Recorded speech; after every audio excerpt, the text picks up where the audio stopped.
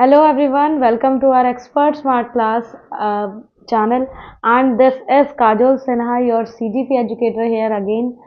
So my dear students, हमने CDP की series start की थी जिसमें हमने काफ़ी सारे चैप्टर्स कवर अप कर लिए हैं और इम्पॉर्टेंट कॉन्सेप्ट्स जो है वो क्लियर हो चुके हैं।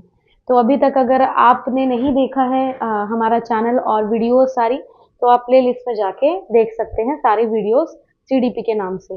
तो उसमें आपको DSSP में हेल्प करेगा, KV में, और जितने भी टीचिंग एग्जाम्स होते हैं हमारे CTET है, तो ये चीज़ें जो है आपके बहुत ज़्यादा काम आएंगी।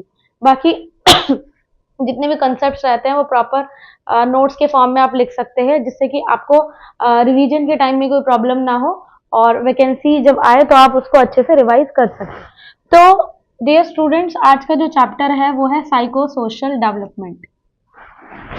Psycho social development,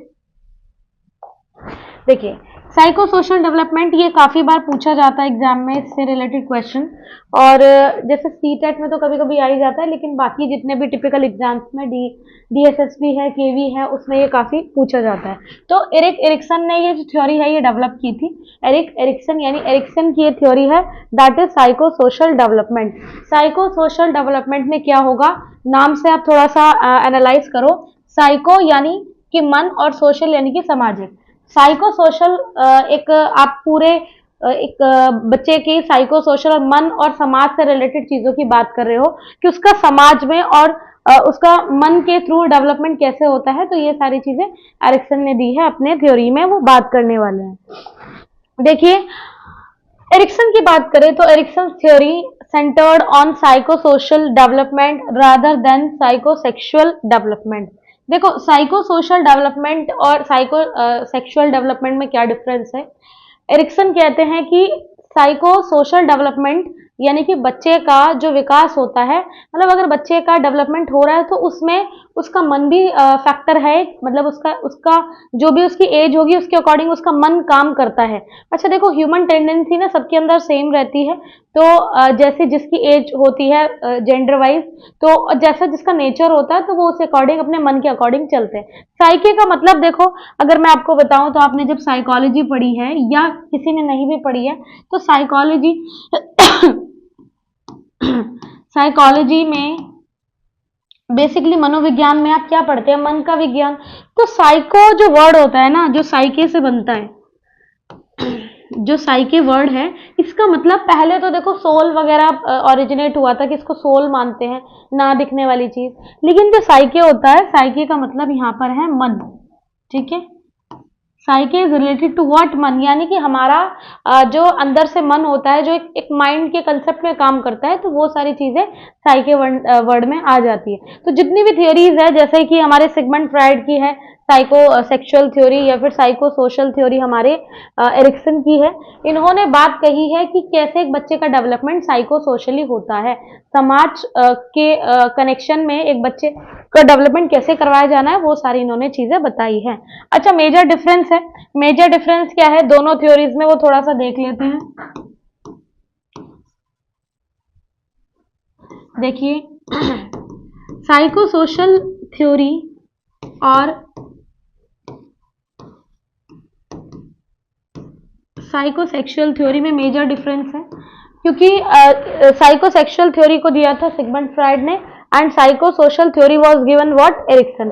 Sigmund Freud ने और भी चीजें दी थी, लाइक मन के 3 जो है स्टेजेस बताए थे, साइके के हमारे 3 स्टेजेस होते हैं, और उसके अकॉर्डिंग उसके अलावा और भी उन्होंने चीजें कही थी कि जो एक पर्सन का डेवलपमेंट होता है तो उसके अंदर कुछ चीजें ऐसी होती है जो नेचर बाय हम कह सकते हैं नेचुरल होती है, बायोलॉजिकल होती है। तो उन्होंने ज्यादातर सेक्सुअल एक्टिविटीज पे ज्यादा फोकस किया था और इन्होंने एरिक्सन ने सोशल एक्टिविटीज पे ज्यादा परफॉर्म किया है। दोनों एक दूसरे के थोड़ा अपोजिट थे, बट ये है कि सिगमंड फ्राइड की साइकोसेक्सुअल थ्योरी को काफी ज्यादा नेग्लेक्ट किया गया था, क्योंकि उसमें उन्होंने बार बार सेक्सुअल चीजों के ऊपर फोकस किया है, सोशली उन्होंने नहीं कहा। ठीक है, जो कि आगे जो है गलत भी साबित हुआ था, इसलिए सिगमंड फ्राइड की इस थ्योरी को क्या किया गया है, नेग्लेक्ट किया गया है।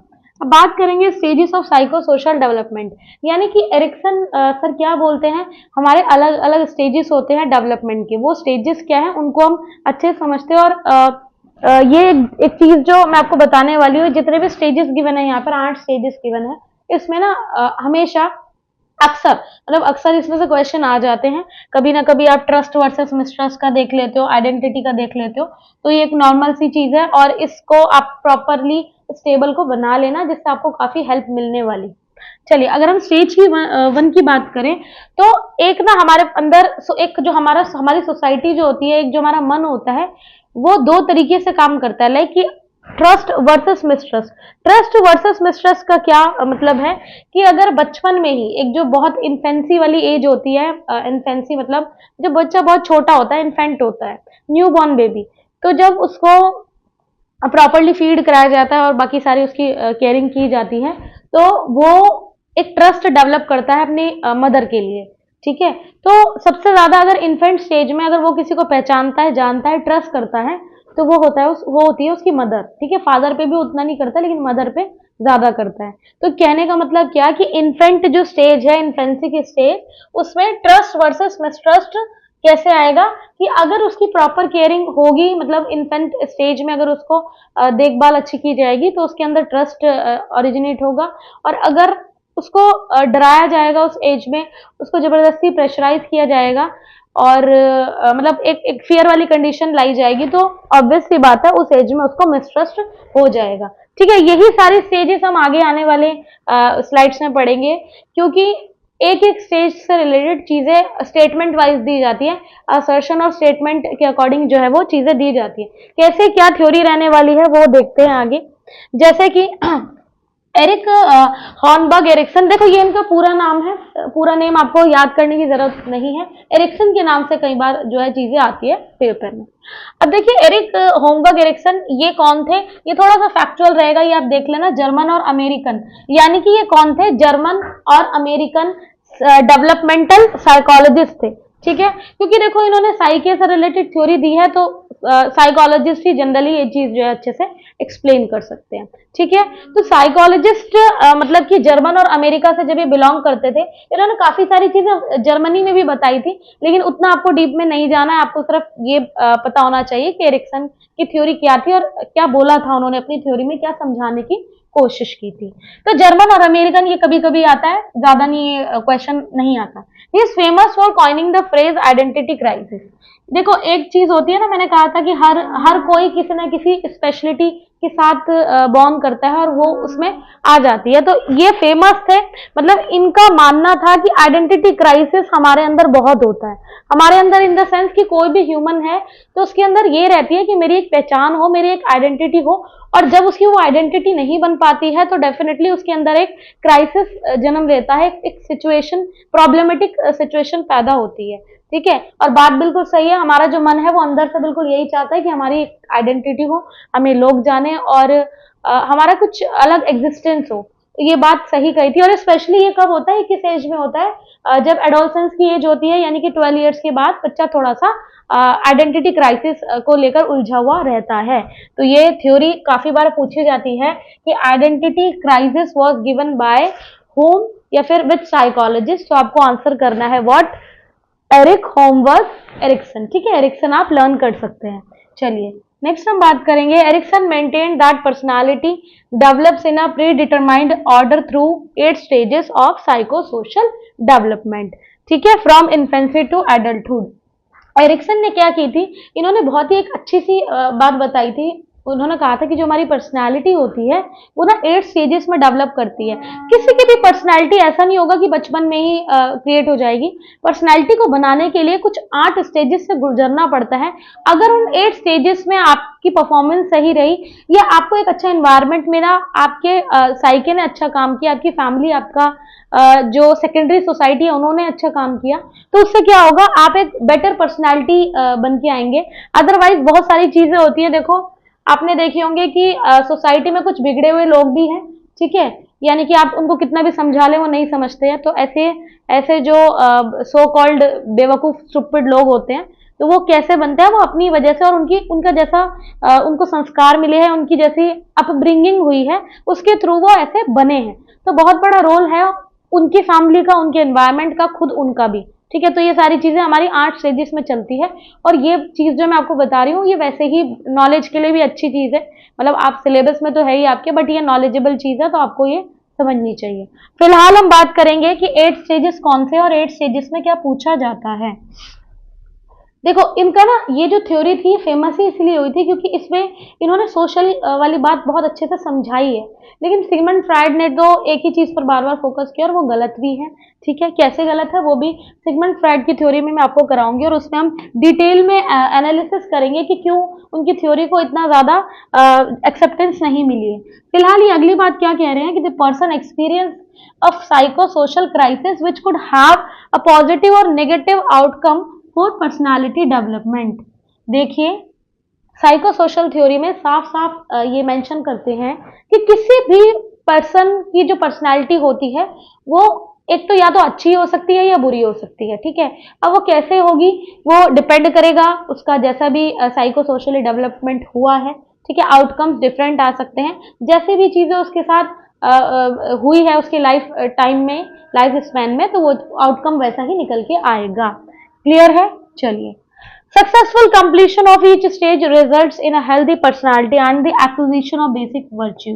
देखो सक्सेसफुल कंप्लीशन कैसे होता है, अगर किसी भी मतलब किसी भी एक आदमी की अगर पर्सनालिटी आप देख रहे हो कि हेल्दी है, तो उसके पीछे बहुत सारे रीजन रहे हैं, और उस रीजन के मतलब वो कैसे रहे हैं, बेसिक वर्च्यूज रही हैं, यानी कि कुछ गुणों का खेल होता है, कुछ इंसान अपने अंदर से सीखता है, कुछ बाहर से सीखता है, बहुत सारी चीजें इंटरैक्ट करती है, तो अपने अपना मतलब अपने मन का और सामने वाले के मन का बहुत रोल होता है इस चीज में। ठीक है, तो ये आप ध्यान रखेंगे, और बहुत मतलब इनकी जो थ्योरीज है मुझे भी अच्छी लगती है इनकी थ्योरीज, क्योंकि इन्होंने बहुत ही एक सटीक एक एक्यूरेट चीजें बताई है अपनी थ्योरीज में।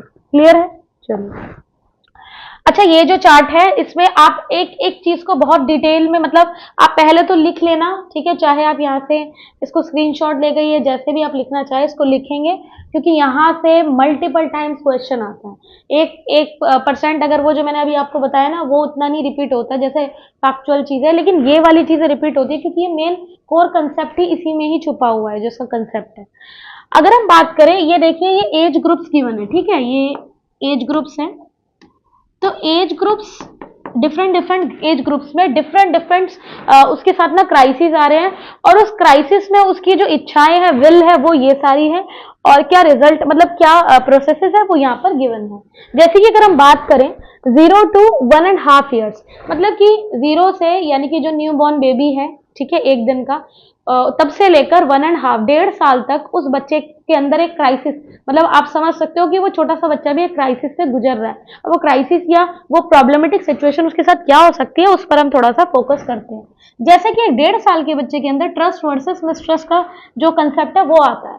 अब ट्रस्ट और मिसट्रस्ट में क्या डिफरेंस है, इंग्लिश में आप समझ चुके होंगे कि एक तरफ उसके अंदर विश्वास भी आ सकता है, और एक तरफ उसके अंदर वो विश्वास मतलब अविश्वास आ सकता है। ठीक है, कहने का मतलब क्या कि दो कंडीशन उसके साथ हो सकती है, लेकिन दोनों कंडीशन एक साथ नहीं होगी, या तो ट्रस्ट होगा या फिर मिसट्रस्ट होगा, एक साथ दोनों कंडीशन नहीं जो है हो सकती है। कैसे नहीं हो सकती, मान लो मैं अगर आपको एग्जांपल बताऊं, जैसे यहाँ पे मैंने बताया था कि मदर का रोल ज्यादा रहता है, बच्चा इस टाइम पीरियड में मदर से बहुत ज्यादा कनेक्टेड फील करता है। ठीक है, तो ये फीडिंग वगैरह ये सारी चीजें अगर मम्मी पूरे से अच्छे से उसके केयरिंग कर रही है, सारी चीजें उसको मतलब अच्छे से प्यार मिल रहा है छोटे से बच्चे को, तो ऑब्वियस सी बात है वो अपनी मदर के लिए ट्रस्ट पैदा करेगा, यानी कि बायोलॉजिकली उसके अंदर क्या फील आने लगेगी, ट्रस्ट की। लेकिन वहीं अगर इन केस उसकी मम्मी ने उसे मारना शुरू कर दिया, जनरली देखो ऐसा कोई करता नहीं है, बट मान लीजिए कि मदर है ही नहीं, तो अगर किसी ने इस एज में उसको मारना शुरू किया, उसको प्रेशराइज किया, उसको टेंशन देने की कोशिश की, तो ये सारी चीजें किसके अंदर आ जाएगी, मतलब ये बच्चे में मिसट्रस्ट का कंसेप्ट पैदा करेंगी। मिसट्रस्ट क्या होता है कि उसको ना इस एज में अगर अपने लोगों से ही मतलब गलत चीजें देखने को मिलेगी, फिर वो बाहर वाले से उतनी ज्यादा उम्मीद नहीं करता। ठीक है, ये चीजें तो देखो सब जगह सबके साथ होती है। अगर आप को अपने ही लोगों के साथ अच्छा फील नहीं होगा, अगर वो लोग आपके साथ गलत करेंगे, तो आप ऑब्वियस सी बात है बाहर वाले के साथ भी क्या है फिर ट्रस्ट नहीं बना पाओगे, फिर वहां में मिसट्रस्ट जैसी कंडीशन रहती है। क्लियर है? चलिए, तो यहाँ पर अबेंडेंट का मतलब कि उसको अगर प्रेशराइज किया जा रहा है तो कंडीशन ये आएगी। तो अगर अच्छी चीज रही, ठीक है, तो होप पैदा होती है, ठीक है, इससे क्या डेवलप होता है? होप, आशा, उम्मीद। क्लियर? अब नेक्स्ट स्टेज की बात करें तो इस एज ग्रुप का बच्चा होता है 1.5 से 3 इयर्स का। 1.5 से 3 साल तक का जो बच्चा है उसमें क्या होती है? ऑटोनॉमी वर्सेस शेम की कंडीशन। यानी कि अब एक चीज आप समझना, 1.5 से 3 साल का एक जो बच्चा है उसको क्या है कि उसको जैसे जनरली मम्मी पापा ही टॉयलेट करवाने जाएंगे, ये सब चीजें। तो जब उसको ये टॉयलेट, देखो ये एक ट्रेनिंग होती है जिसको टॉयलेट ट्रेनिंग बोलते हैं। टॉयलेट ट्रेनिंग में क्या है कि आप उसको पर्टिकुलर बताओगे कि ऐसे ऐसे करते हैं, ये चीजें एक प्लेस पर जाके की जाती है। तो इस तरीके से उसको क्या मतलब, उसके अंदर दिमाग में क्या आएगी? ऑटोनॉमी। वो खुद से भी करना सीख जाएगा बड़े होकर ये चीजें। तो उसके अंदर ये नहीं रहेगा कि भाई कोई शेम वाली बात है, क्योंकि आप उसको सिखा रहे हो जब तक वो नहीं कर सक रहा है, ठीक है, और उसको इन सब चीजों के बारे में बता रहे हो, ठीक है, कि एक प्लेस पे करनी चाहिए। तो एक टॉयलेट ट्रेनिंग वाली बात है। अगर ऐसा होता है तो उसके अंदर ऑटोनॉमी आएगी, ठीक है। ऑटोनॉमी का मतलब मैंने बताया था स्वायत्तता, खुद से करने की जो एक होप होती है, विल होती है। और अगर आप उसकी बिल्कुल भी हेल्प नहीं कर रहे हो, आप कह रहे हो कि भाई खुद करो ये सब, तो एक तो देखो छोटा सा बच्चा है, ट्रेनिंग तो आपको उस टाइम ही देनी चाहिए, वरना तो आगे बहुत गलत चीजें हो जाती है। तो यही चीज है, उसके अंदर शेम पैदा होगी और वो इस चीज को छुपाने लगेगा और फिर फ्यूचर में प्रॉब्लम आ सकती है। क्लियर है? तो ये सारी चीजें। नेक्स्ट है 3 to 5। अब इस एज ग्रुप में क्या होता है? Initiative versus guilt. यानी कि 3 से 5 साल के बच्चे को ना आप जितना ज्यादा एक्टिविटी में इन्वॉल्व रखने की कोशिश करोगे, उसके साथ गेम्स में इंगेज रहोगे, या उसको उसके साथ मतलब एक खुश रहने की उसको खुश रखने की कोशिश करोगे, तो वहां पर उसके अंदर एक जो फीलिंग आएगी वो होगी इनिशिएटिव की। यानी कि वो चाहेगा कि ठीक है, मैं जो मेरी फैमिली है मुझे इतना सपोर्ट कर रही है, तो उसको वो इनिशिएटिव लेगा और खुद से मतलब खुश रहना चाहेगा, मतलब आगे प्रॉब्लम नहीं आएगी, उसको कोई भी गिल्ट जैसी सिचुएशन फील नहीं होगी। लेकिन वहीं पर अगर आप उसको हर बात में रोक देते हो, suppose he is asking to play with you और आप कहते हो मेरे पास टाइम नहीं है, या फिर अपने आप खेलो, तो ये सारी चीजें अगर करते हो तो कहीं ना कहीं उसके अंदर अपोजिशन वाली कंडीशन आएगी और गिल्ट फील होगा, ठीक है। और इसका जो एक मोटिव होता है वो होता है पर्पस। क्लियर है? इसमें कोई भी आपको जो है दिक्कत नहीं होनी चाहिए। अब देखिए 5 to 12 ईयर्स की बात करें तो इसमें है इंडस्ट्री वर्सेस इंफीरियोरिटी। इंफीरियोरिटी कैसे आएगी अभी बताती हूँ, पहले हम यहाँ चलते हैं। ये जो स्टेज है, ये जो एक एज ग्रुप है, यहाँ पर ना मतलब देखो जनरली पेरेंट इस एज में ही एडमिशन वगैरह करवाते हैं बच्चे का। तो यहाँ पर बच्चा क्या सीखता है? स्कूल में जाना सीखता है, स्कूल में कैसे बिहेव करना है, वो सारी चीजें।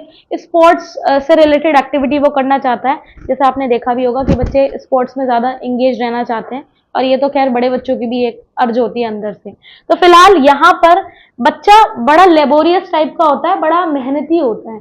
यहाँ पर बच्चा ना चाहे उसको खेलने में कितनी भी मतलब इतना लेबोरियस होता है, इतना ज्यादा काम करना चाहता है खेलने में कि उसको पता ही नहीं लगता कि वो थक चुका है। कई बार वो थक जाता है बट वो फिर भी खेलता रहता है। और अगर इस चीज में उसको इन्वायरमेंटल का सपोर्ट मिल रहा है तो ये बहुत एक बढ़िया बात है कि उसको सपोर्ट मिल जाए, तो उसके अंदर क्या होगा? इंडस्ट्री वो और ज्यादा लेबोरियस बनेगा या और ज्यादा मेहनती बनेगा।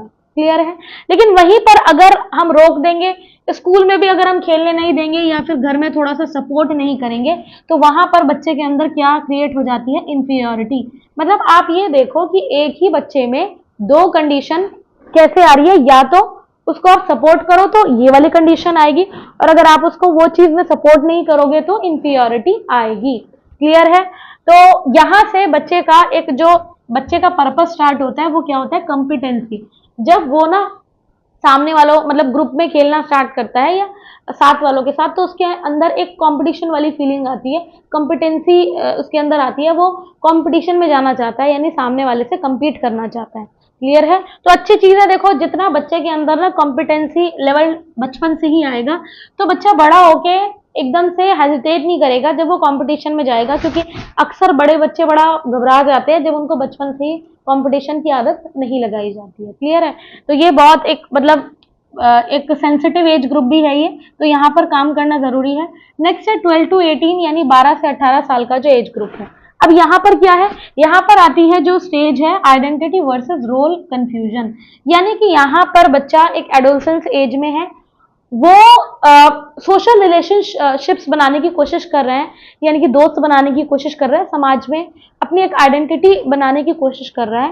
तो इस केस में उसको क्या है, उसको मतलब अगर आप उसकी आइडेंटिटी बनाने में उसकी हेल्प करेंगे, ठीक है, अगर आइडेंटिटी बनाने में उसकी हेल्प कर रहे हैं और वो खुद से भी चाह रहा है, ठीक है, उसके रिलेशनशिप्स अच्छे हैं, उसकी सबसे बात अच्छी है और कहीं पर भी उसको कोई प्रॉब्लमेटिक चीजें फेस नहीं करनी पड़ रही है, तो यहाँ पर क्या हो जाएगा, फिडेलिटी, यानी कि आगे वो बच्चा प्रोडक्टिव हो सकता है।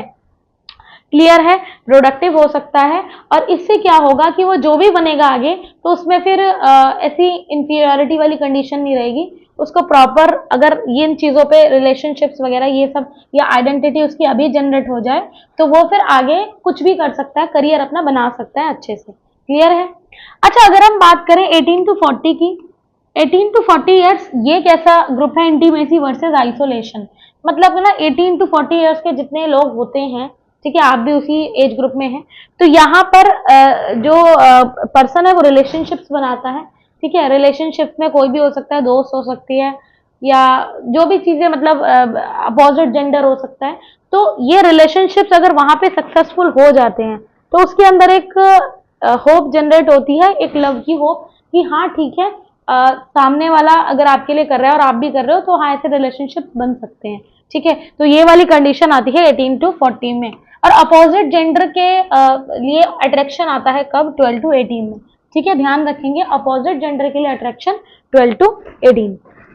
क्लियर। अब बात करेंगे 40 टू 65। अभी 18 टू 40 में एक चीज पढ़ी थी हमने कि उसमें इंटीमेसी आती है, यानी कि वो फिर रिलेशनशिप्स को निभाना चाहता है, लेकिन अगर उसके एक हेल्दी रिलेशनशिप्स नहीं रहे वहां पर, वो मतलब वो जो चाह रहा था और सामने वाले ने जो है उस चीज का गलत या उसका यूज किया, तो वो सारी चीजें यहाँ पर आइसोलेट हो जाएगा, बंदा अकेले रहने की कोशिश करता है, ठीक है। नेक्स्ट बात करेंगे 40 टू 65 ईयर्स की। 40 टू 65 एक ऐसी एज है जिसमें क्या होता है कि पेरेंटहुड टाइप कंडीशन आ जाती है, क्योंकि यहाँ पर जो है बच्चे थोड़े बड़े हो रहे होते हैं, मतलब ये 40 टू 65 का कोई भी पर्सन है, उनके बच्चे बड़े हो रहे होते हैं, तो जनरेटिविटी आती है, स्टैग्नेशन आती है।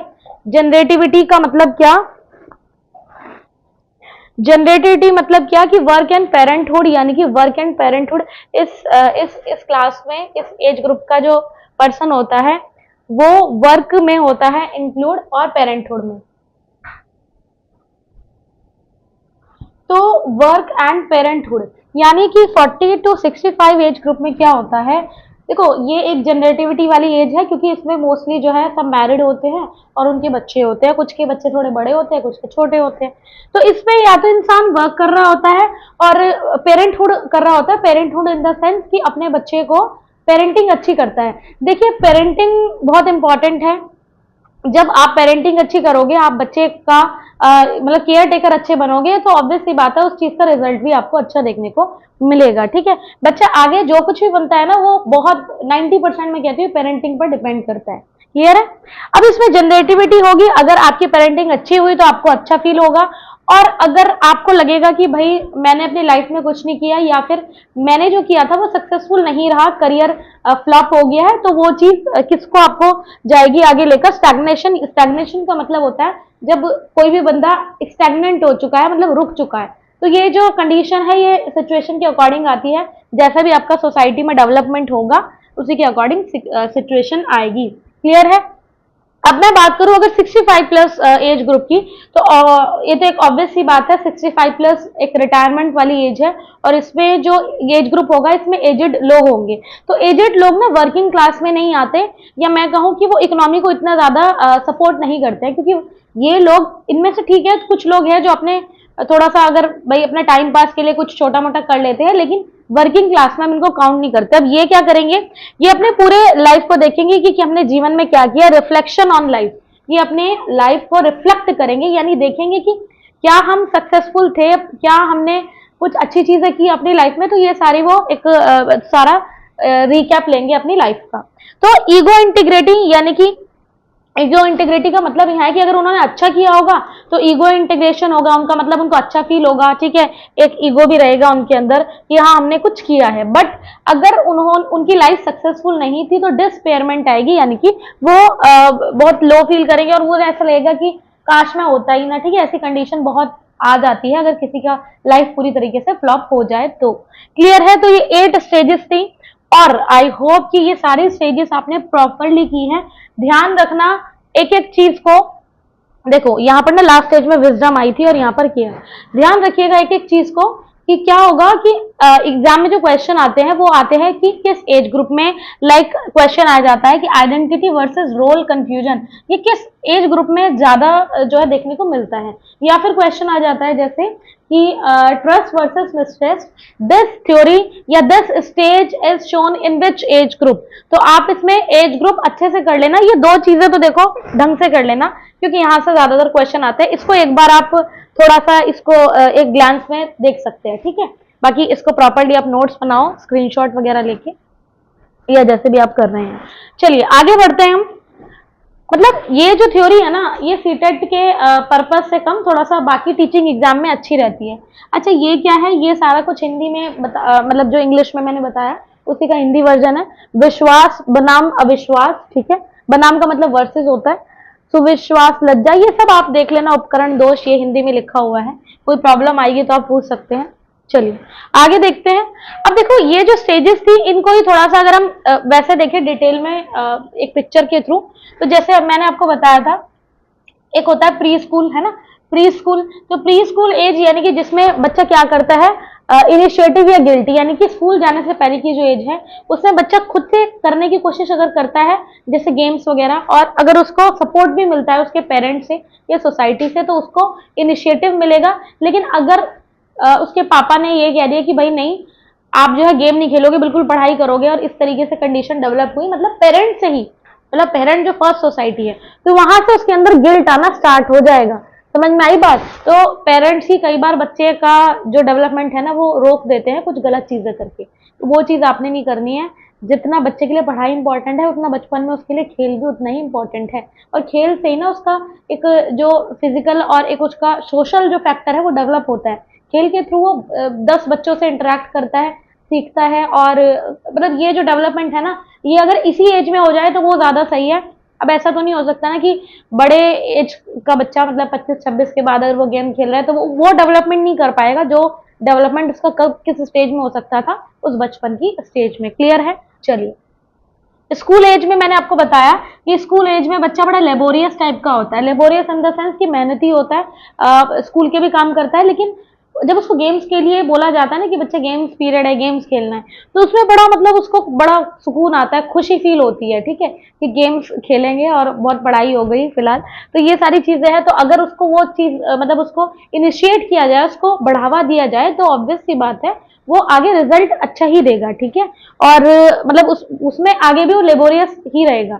लेकिन अगर उसी स्टेज में उसको रोका जाए तो वो इंफीरियोरिटी की तरफ भागता है, उसको ना इंफीरियर कॉम्प्लेक्शन आता है उसके अंदर, उसको डर फील होता है सामने वाले से, या फिर समाज में वो 4 बच्चों के बीच बैठ नहीं सकता, उसको ऐसा लगता है कि मैं इनसे वीक हूं या मेरे को नहीं आता। चलिए एडोलसेंस में क्या है, एडोलसेंस वही बताया था मैंने 12 to 18। तो इसमें या तो देखो बच्चा आइडेंटिटी बना लेगा, यानी कि खुद को खुद की आइडेंटिटी क्रिएट करेगा, खुद सोसाइटी में कोशिश करेगा कि लोग मुझे जाने, या फिर अगर उसको वो चीज में हेल्प नहीं मिली तो रोल कंफ्यूजन में बैठा रहेगा कि मुझे आगे क्या करना चाहिए, या फिर मेरी कोई आइडेंटिटी नहीं है। तो ये बड़ी मतलब ये जो एडोलसेंस वाली एज है इसमें आइडेंटिटी बढ़ाना बहुत जरूरी है। और आई थिंक इसमें ना सबको हेल्प करनी चाहिए, चाहे वो सोसाइटी हो, पेरेंट्स हो, टीचर्स हो, सबको इस एज ग्रुप में बच्चे की हेल्प करनी चाहिए। चलिए एक होता है यंग एडल्टहुड। यंग एडल्टहुड मैंने आपको बताया था, इसमें क्या रहेगा, थोड़ा सा मतलब रिलेशनशिप्स वगैरह की बात आती है कि इंसान के दोस्त बनते हैं, रिलेशनशिप्स में आते हैं कुछ लोग। तो अगर वहां पर उसको ट्रस्ट मिला, रिलेशनशिप सही रहे, दोस्ती सही रही, तो वो फिर इंटीमेट हो जाता है, यानी कि कनेक्शन ऐड हो जाता है, फिर वो उसको लाइफ टाइम निभाता है। और नहीं हुआ, अगर वहां पर उसे रिलेशनशिप्स में चीजें गलत लगती है या डिच वगैरह होता है वो, तो उसको क्या होगा, वो खुद को आइसोलेट का मतलब ये होता है कि खुद को ना अकेला कर लेता है हमेशा के लिए, ठीक है, या कुछ टाइम के लिए। मतलब वो चाहता है कि मेरे से कोई मिले जुले ना, मतलब मैंने जिस पर ट्रस्ट किया वो सही नहीं था या मेरे साथ गलत किया, तो वो आइसोलेशन में। मतलब ये तो देखो ना कुछ मन की कंडीशन होती है जो ऑटोमेटिकली जनरेट होती है सिचुएशन के अकॉर्डिंग। इसमें कोई मतलब कंट्रोल नहीं होता किसी पर्सन का, ठीक है, ये कुछ कंडीशन है हमारी सोशल, साइके सोशल वाली। अब इसके बाद है middle adulthood, generativity versus stagnation, मैंने आपको बता दिया था। मैच्योरिटी कैसी होती है, मैच्योरिटी में ईगो इंटीग्रिटी आएगी और डिस्पैरिटी आएगी। इन्फेंसी स्टेज में मैंने आपको बताया था कि अगर प्रॉपर उसको जो है क्या मिलेगी, पेरेंटहुड अच्छा मिलेगा और मदर से उसको अच्छे से ट्रीटमेंट मिलेगा तो उसके अंदर ट्रस्ट जनरेट होगा, और अगर मदर से गलत ट्रीटमेंट मिलेगा तो मिसट्रस्ट की तरफ भागेगा, यानी कि उसको विश्वास करने में, किसी के ऊपर विश्वास करने में दिक्कत आती है। देखो ये सबसे बड़ा फैक्ट है कि अगर आपको अपनी फैमिली से अच्छा रिपेयरमेंट नहीं मिलेगा, प्यार नहीं मिलेगा या अच्छा मतलब एक सपोर्ट नहीं मिलेगा, तो आप फिर बाहर वाले पे उतना ट्रस्ट नहीं कर पाते हो। ठीक है, तो ये सारी चीज़ें हैं और ये हर किसी के साथ हो सकती है। अब आती है अर्ली चाइल्डहुड की बात। अर्ली चाइल्डहुड में क्या था कि autonomy versus shame and doubt. अगर आप बचपन से ही बच्चे को वो सारी चीज़ें सिखाते हो कि हमारा जो बायोलॉजिकल, जो हमारा फिजिकल अपीयरेंस होता है जेंडर वाइज, वो जैसा होता है वो होता है, सबका एक जैसा होता है। ठीक है, तो वो सारी चीज़ें आप बचपन में सिखाते हो तो बड़े होकर ना उसको फिर कुछ चीज़ों को जानने में शर्म नहीं आएगी, क्योंकि और देखो इस तरीके की एजुकेशन दी भी जाती है, ठीक है, कुछ स्कूल्स में, तो वो बात अलग है, उस पर फिर मतलब वो ऑटोनॉमी हो जाता है ना, उसको पता है कि यार ठीक है इस एज में ऐसा होता है, इस एज में ऐसा होता है, वो सीख जाता है। क्लियर है? तो फिर बच्चा, देखो बच्चे को जो चीज़ पता रहेगी तो वो आगे वो गलतियां नहीं करेगा। अक्सर लोग जो एडोलसेंस में, किशोरावस्था में जो 18 साल के आसपास जो गलतियां करते हैं कुछ लोग, वो इसलिए करते हैं बच्चे क्योंकि उनको नॉलेज किसी चीज़ की होती नहीं है, एक्साइटेड बड़े होते हैं वो। ठीक है, इसलिए इसको स्टेनले हॉल ने बड़ी तूफान की अवस्था बोला है कि उनको अट्रैक्शन हो रहा होता है, अपोजिट जेंडर से अट्रैक्शन ज़्यादा होता है, और वो सब मूवीज़ वगैरह में देखते हैं और वो उस चीज़ को समझ तो पाते नहीं और गलतियां कर लेते हैं। तो वो चीज़ थोड़ा सा समझानी चाहिए, और ये पेरेंटिंग से अगर शुरुआत हो तो ज़्यादा सही है, जिससे बच्चा आगे गलतियों की तरफ ना भागे और चीज़ों को समझे। ठीक है, चलिए नेक्स्ट हम बात करते हैं thought behind psycho social development. देखो ये जो चैप्टर है ना, बड़ा बड़ा लॉजिकल सा चैप्टर है, मतलब इससे इतनी नॉलेज मिलती है। देखो जितना मैं बता रही हूँ वैसे आधी नॉलेज तो आपको होगी, ठीक है, बहुत सारे लोग आप में एक्सपीरियंस होंगे, लेकिन इस चैप्टर को आप सिलेबस के अकॉर्डिंग तो पढ़ ही रहे हो, बट नॉलेज के लिए भी काफ़ी अच्छा चैप्टर है। अगर हम बात करें साइको सोशल डेवलपमेंट की, यानी कि हमारा समाज में कैसे विकास है, उसकी थ्योरी क्या है, तो उसमें अगर हम देखें, unlike Freud's theory of psychosexual stages, Erikson theory described the impact of social experience across the whole lifespan। देखो क्या डिफरेंस है दोनों की थ्योरी में। उन्होंने कहा था कि मतलब सेक्सुअली जो बच्चा होता है, मतलब उसके जो अंदर से ये चीज़ होती है, डेवलपमेंट उसका ऐसे होता है, लेकिन जो हमारे कौन है, हमारे एरिक्सन है, इन्होंने कहा कि नहीं, हमारा सोशली डेवलपमेंट ज़्यादा होता है। ठीक है, दोनों में ज़मीन आसमान का अंतर है, इसलिए कहा जाता है सिगमंड फ्राइड की थ्योरी को, इसलिए वो थोड़ा सा गलत बताने की कोशिश करते हैं। नेक्स्ट है, Erikson was interested in how social interaction and relationships played a role in the development and growth of human beings. देखो सोशल इंटरेक्शन और रिलेशनशिप्स ये किसी भी इंसान के डेवलपमेंट के लिए बहुत बड़ा रोल प्ले करते हैं। जिसकी रिलेशनशिप्स फैमिली में या बाहर जैसी होगी, उसका डेवलपमेंट भी फिर अच्छा होता है और पॉजिटिव रहता है वो इंसान। बट जिसकी फैमिली में और बाहर से भी रिलेशनशिप्स खराब होती है, तो वो चीज़ फिर उसके डेवलपमेंट में भी जो है ऑब्स्टिकल बनती है और वो आगे बिल्कुल भी मतलब रुक जाता है, स्टेगनेंट हो जाता है। तो सोसाइटी का एक बहुत बड़ा रोल है। ठीक है, सोसाइटी का इसलिए बड़ा रोल है ताकि बच्चा डेवलप करता है इन्हीं इन्हीं कारणों से। ठीक है, तो उसमें कुछ जो बाकी चीज़ें हैं वो इंक्लूड नहीं करनी है। नेक्स्ट है, each stage in Erickson's theory built on the preceding stages and paves the way for following periods of development। Her stage में क्या होता है, एरिक्सन की थ्योरी में बताया गया है कि जो स्टेजेस है वो उसमें अलग अलग स्टेज है, अलग अलग टाइम पीरियड है, अलग अलग एज ग्रुप है, तो अलग एज में अलग टाइम पीरियड में अलग अलग ट्रीटमेंट दिए जाते हैं। बच्चे के अंदर किसी भी या तो प्लस पॉइंट का जन्म होता है या नेगेटिव पॉइंट का जन्म होता है, और वो डिपेंड करता है उसकी फैमिली पे, उसके पेरेंटहुड पे, उसके रिलेशनशिप पे, उसके टीचर्स पे, उसकी पूरी सराउंडिंग्स पे। क्लियर है? तो आई होप आपको समझ में आया हो। देखो दो ही बातें हैं, एक तो हमारा मन होता है और एक बाहर की सिचुएशंस होती है। दोनों पर अगर हमें कंट्रोल हो गया और हमें समझ में आ गया कि दोनों के साथ एडजस्ट कैसे करना है, तो ऑब्वियस सी बात है आपकी पर्सनैलिटी एकदम निखर के आती है। चलिए नेक्स्ट बात करें, in each stage Erikson believe people experience a conflict that serves as a turning point in development. मैंने क्या बताया, जैसा उसको ट्रीटमेंट मिलेगा वैसा ही वो होगा। अब कॉन्फ्लिक्ट की बात यह है कि क्राइसिस तो चलता ही रहता है, लाइफ टाइम क्राइसिस है। ठीक है, क्राइसिस आप समझ गए, या तो प्लस होगा या फिर माइनस होगा। बीच का कुछ नहीं होगा, या तो बच्चा अच्छा ही बनेगा या फिर बुरा ही बनेगा। तो ये सारी चीजें मतलब लड़ता रहता है इस चीज के लिए वो। अब आता है basic virtues are characteristic strength which the ego can use to resolve subsequent crisis. यानी कि कुछ जो बेसिक वर्च्यूज होते हैं, गुण होते हैं, वो क्या करते हैं, स्ट्रेंथ बढ़ाते हैं। यानी कि देखो जैसे जिसके कैरेक्टरिस्टिक्स होंगे वैसा उसका डेवलपमेंट होगा। तो हमारी ईगो, ईगो यहाँ पर मैं घमंड की बात नहीं कर रही हूँ, ईगो होता है हमारा प्राइड, ठीक है। तो हमारी ईगो कैसे बनेगी, अगर हमारी सेल्फ आइडेंटिटी होगी, अगर हमें सामने वाले पे ट्रस्ट है, सामने वाले को हमारे ऊपर ट्रस्ट है और हम अच्छा काम कर रहे हैं, तो वो चीज फिर आपकी आइडेंटिटी को क्रिएट करने में हेल्पफुल होती है। क्लियर है? चलिए नेक्स्ट हम बात करते हैं।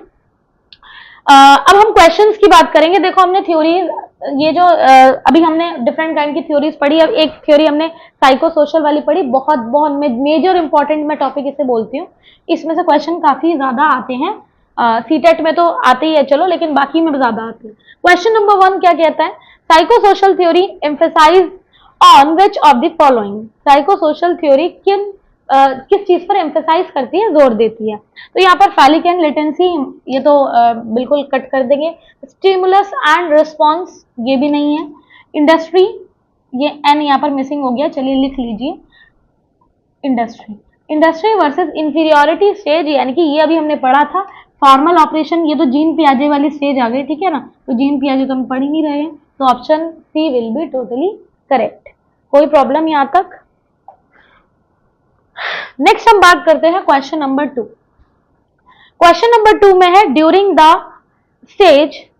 Dash stage one's ability to cope up with demands is challenged and either competence और inferiority और outcomes। देखो यहाँ पर क्या पूछा है इन्होंने कि one's ability to cope with demands, ठीक है, एक की मतलब एक इंसान है, उसकी एबिलिटी जो है वो डिमांड्स को कोप कर रही है, इस चैलेंज एंड ईदर कॉम्पिटेंस और इंफीरियोरिटी। मतलब ये जो कॉम्पिटेंस वाली जो कंडीशन और इंफीरियोरिटी वाली, ये हमने कहाँ पर देखी थी, वापस से टेबल में देखते हैं, कॉम्पिटेंसी और इंफीरियोरिटी। इस टेबल को आप बेहतरीन तरीके से कर लेना क्योंकि काफी ज्यादा इंपॉर्टेंट टेबल थी, मतलब मेजर कंसेप्ट उसी टेबल में है। क्लियर? ये देखो आपने यहाँ पर देखा था ना कॉम्पिटेंसी वाला जो चीज थी, ये देखिए ये, ठीक है, कॉम्पिटेंसी। यानी कि कॉम्पिटेंसी कब आएगी, बच्चे की स्कूल एज में, यानी कि जब वो स्कूल में जाएगा, स्कूल स्पोर्ट्स में। एज का एज ध्यान से देख लो, 5 to 12, ठीक है, 5 to 12।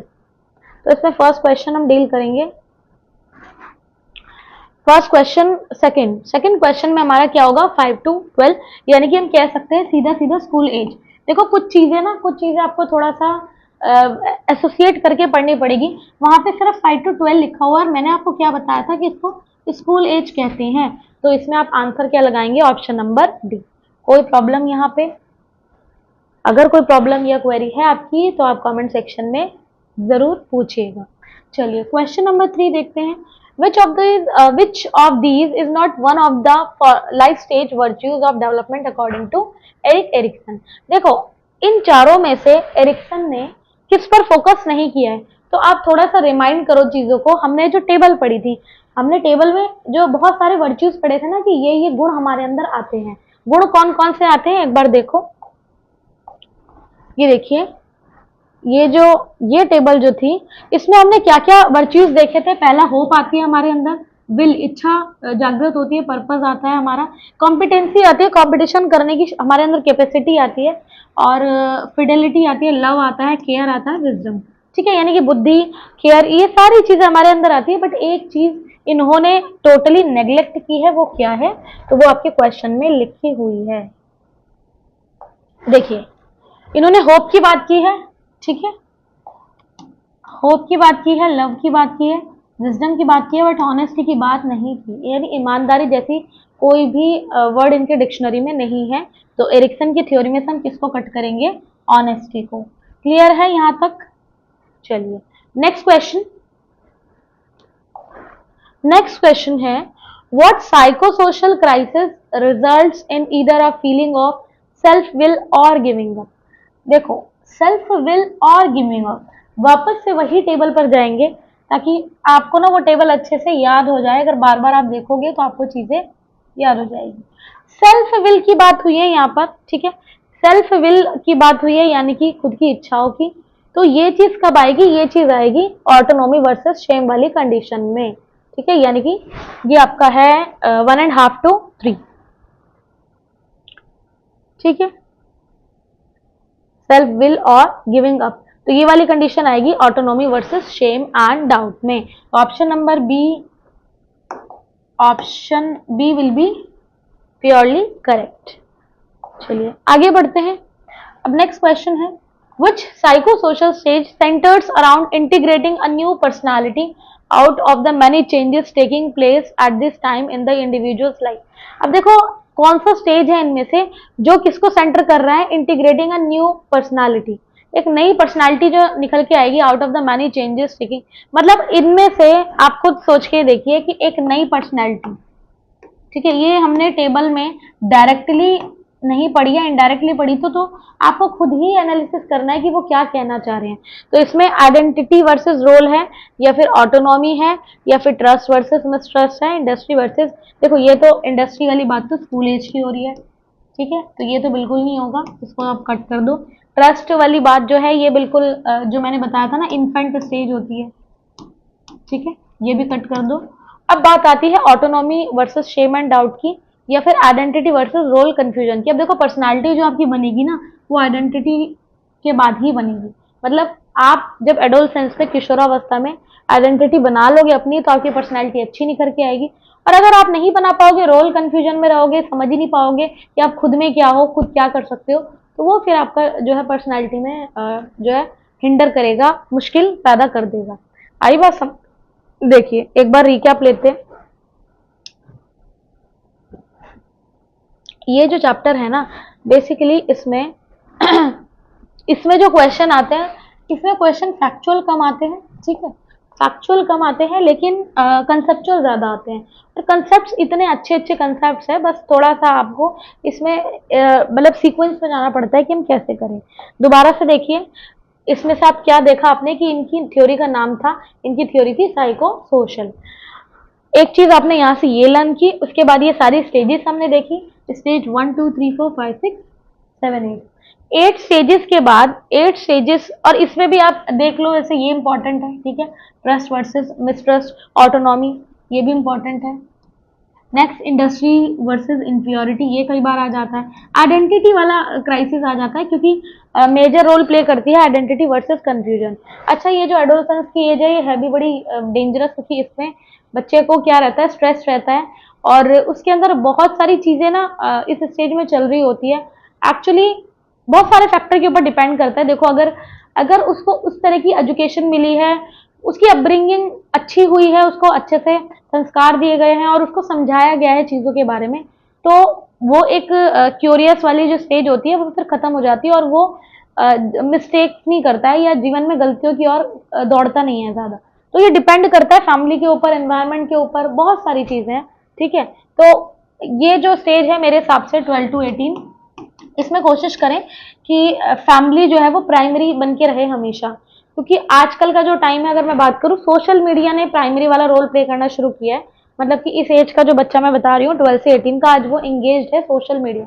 और सोशल मीडिया में एंगेज होने का मतलब कि उसके पेरेंट्स उसे क्या कह रहे हैं उसको वो समझ नहीं आ रहा है, बट सोशल मीडिया में जो चल रहा है वो चीजें उसको ज्यादा समझ आ रही है, फॉलो कर रहा है, समझ रहे हो आप। तो ये चीज गलत हो रही है। सोशल मीडिया जो कि एक सेकेंडरी सोसाइटी में आता था, अब वो बच्चे के लिए फर्स्ट प्राइमरी सोसाइटी बन चुकी है, और उसका जो इफेक्ट है वो भी नेगेटिव देखने को मिल रहा है।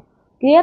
तो ये चीज थोड़ा सा आइडेंटिटी, फिर बच्चे की आइडेंटिटी बनी नहीं पाती है, क्योंकि अगर वो दूसरों को देखकर वो चीजों को फॉलो कर रहा है जो कि गलत है, तो वो खुद की आइडेंटिटी फिर बना नहीं पाएगा, और अगर बनाएगा तो बहुत ही गलत तरीके की आइडेंटिटी वो क्रिएट कर लेगा। क्लियर है? तो ये सारी चीजें थी। बाकी इसमें से इंटीमेसी वाला कभी कभी आता है, ज्यादा नहीं आता ही, लेकिन ये जो मैंने कुछ 4-5 स्टेज बताई इसको आप अच्छे से कर लेना। अब नेक्स्ट बात करें हम, इसमें हमने देखा था कि जर्मन अमेरिकन था ये, ठीक है, डेवलपमेंटल, ये एक्चुअल में जर्मन और अमेरिकन साइकोलॉजिस्ट था, ये आप देख लेना। आइडेंटिटी क्राइसिस मैं बार बार कह रही हूँ, इन्होंने जो मेजर स्टेज उठाया था, मेजर जिस चीज पे ध्यान दिया था, तो वो था क्या, आइडेंटिटी क्राइसिस। 8 इनकी स्टेजेस थी, ध्यान से कर लेना। और इन्होंने कहा था कि पर्सनालिटी को निखारने के लिए, डेवलप करने के लिए इन 8 स्टेज में या तो नेगेटिव चीज होगी या फिर पॉजिटिव चीज होगी। दोनों चीज एक साथ नहीं होगी। मतलब एक ही इंसान बुरा भी है अच्छा भी है ऐसा नहीं होता, देखो थोड़ी बुराई है और थोड़ी अच्छाई है, सब में होती है, वो एक अलग चीज है। लेकिन यहाँ पर पर्सनैलिटी कैसे आएगी, 8 स्टेजेस में रूल्स फॉलो अप करके। क्लियर है?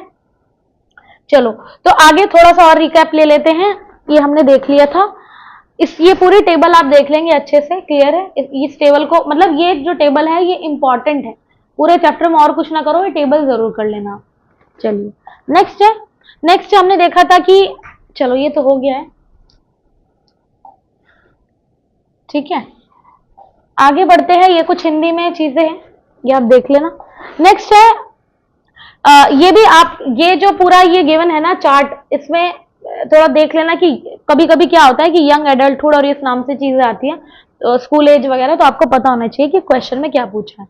ठीक है, और ये सारी बातें मैंने बता दी है आपको, कॉन्फ्लिक्ट्स वगैरह, बच्चे के लाइफ में क्राइसिस आते हैं, क्वेश्चन है, प्रैक्टिस क्वेश्चन, ये सब हम डिस्कस कर चुके हैं। इसके बाद मैं आपको सिगमंड फ्राइड का करवाऊंगी। सिगमंड फ्राइड का काफी इंपॉर्टेंट मतलब थ्योरी है उनकी। अच्छा, सिगमंड फ्राइड की 2 थ्योरी है, ठीक है, एक कंस्ट्रक्शनल वे में है और एक और है, तो उसमें हम पढ़ेंगे क्योंकि उससे एग्जाम्स में काफी पूछा जाता है। सिगमंड फ्राइड वैसे ही इंपॉर्टेंट साइकोलॉजिस्ट में काउंट होते हैं, तो वो हम नेक्स्ट वीडियो में पढ़ने वाले हैं। और अभी तक आपने कोई अगर नहीं किया है कुछ भी, मतलब फर्स्ट टाइम अगर जो बच्चे मुझे देख रहे हैं वो फॉलो कर ले, चैनल को सब्सक्राइब कर ले, बेल आइकन प्रेस करें, और जिससे आपको नोटिफिकेशन मिलती रहे। बाकी चीज़ें चलती रहेंगी ऐसे ही अच्छे से, सारी चीज़ें आपको समझ आ रही होंगी ऐसे मैं उम्मीद कर रही हूँ। अगर कोई भी कंसेप्ट में कोई प्रॉब्लम है तो आप कमेंट सेक्शन में बताना, उसका भी आपको सोल्यूशन दिया जाएगा। ठीक है, तो नेक्स्ट टॉपिक में मिलते हैं, तैयारी बेहतरीन रखिए। All the best, thank you so much.